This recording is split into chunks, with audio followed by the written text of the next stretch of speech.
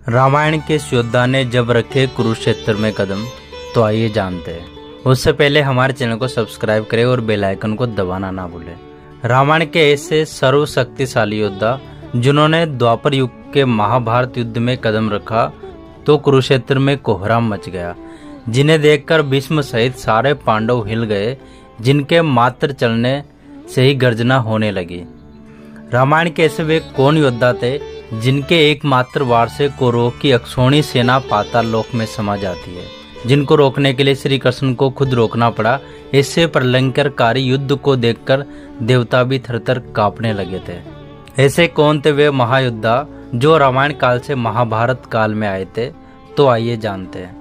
द्वापर युग के एक ऐसे योद्धा जो न तो कोई देवपुत्र थे, लेकिन उनकी शक्ति के समक्ष इंद्र को भी घुटने टेकने पड़े, जिनके जन्म से पहले सारे ग्रहों की दिशा बदल दी गई, जिनको मारने के लिए स्वयं विष्णु भगवान को जन्म लेना पड़ा।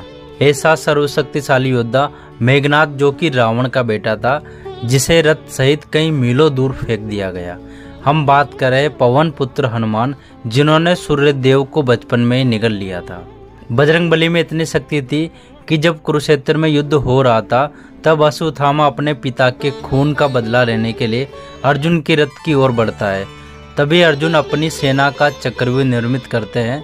तभी अश्वत्थामा उस चक्रव्यूह को देखकर हैरान हो जाते हैं, क्योंकि वह चक्रव्यूह अर्जुन ने भगवान श्री कृष्ण के इशारे पर निर्मित किया था।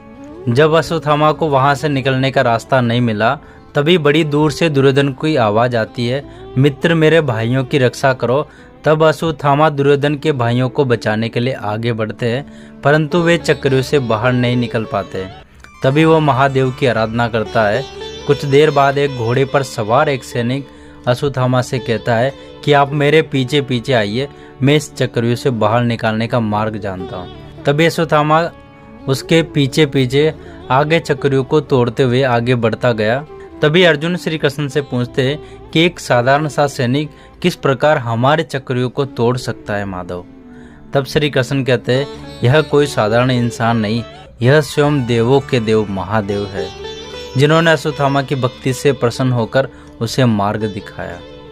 तब श्री कृष्ण बजरंगबली से कहते हैं कि अब आपका समय आ गया है हनुमान, जाइए महादेव को रोकिए, वरना हमारी आधी सेना व्यूह की बात ही खत्म हो जाएगी।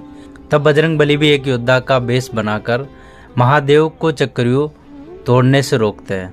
महादेव अन्य रास्ते से चक्रव्यूह का विनाश करते, परंतु बजरंगबली उन्हें पुनः रोकते हैं।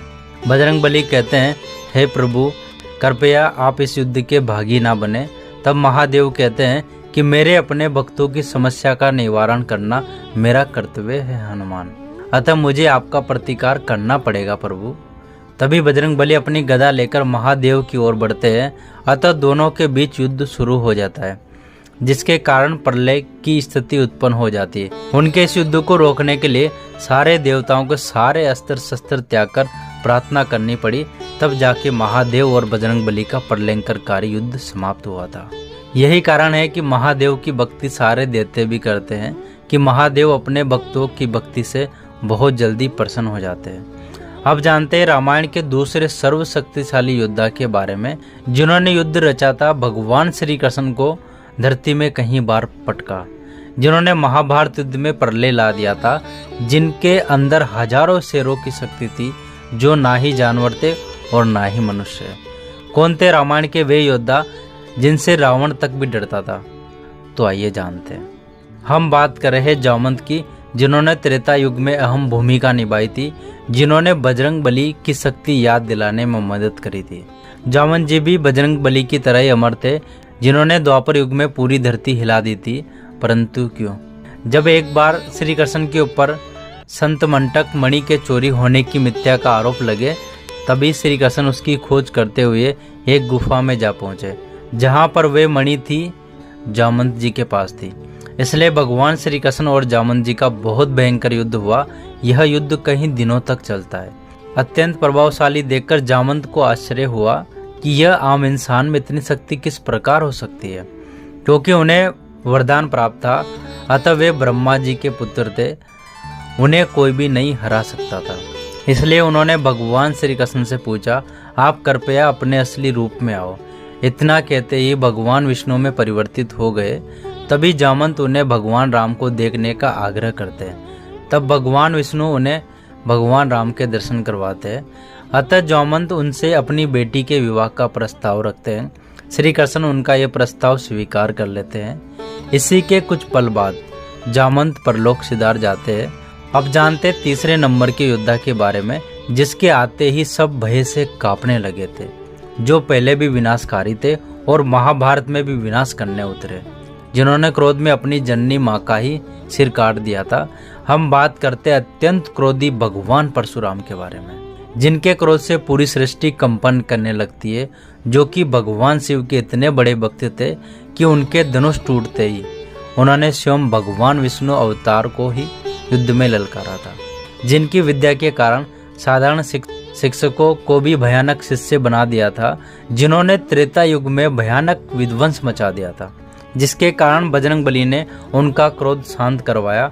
परशुराम को अमरता का वरदान प्राप्त है, इसलिए भगवान परशुराम ने द्वापर युग में भी अपनी अहम भूमिका निभाई थी, जिन्होंने कर्ण, भीष्म, द्रोणाचार्य जैसे शिष्यों को तैयार किया, जो अकेले पूरी सेना के बराबर थे, जिन्होंने महाभारत में प्रलय मचा दिया था। एक बार तो भगवान श्री कृष्ण ने भीष्म के कारण अपना प्रण तोड़ दिया था। उनकी शक्ति का इसी से अंदाजा लगाया जा सकता है। महाभारत में कहीं माह पहले जब भीष्म अपने भाई विचित्र वीर्य के विवाह के लिए रानी ढूंढने के लिए गए, तो तभी एक रानी ने मना कर दिया और उनसे भगवान परशुराम से विनती की कि वह उसे न्याय दिलाए। तभी भगवान परशुराम भीष्म को युद्ध का प्रस्ताव देते हैं, जिसके कारण दोनों में कई दिनों तक भीषण युद्ध हुआ था।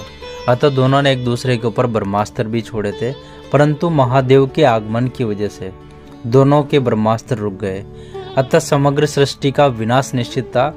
ये थे हमारे त्रेता युग के 3 महायोद्धा, जिनका योगदान था महाभारत के युद्ध में। और भी ऐसे फैक्ट जानने के लिए हमारे चैनल को सब्सक्राइब करें और वीडियो को लाइक करें और बेल आइकन को दबाना ना भूलें, ताकि आने वाली हर वीडियो का नोटिफिकेशन आपको सबसे पहले मिल सके। Thank you so much.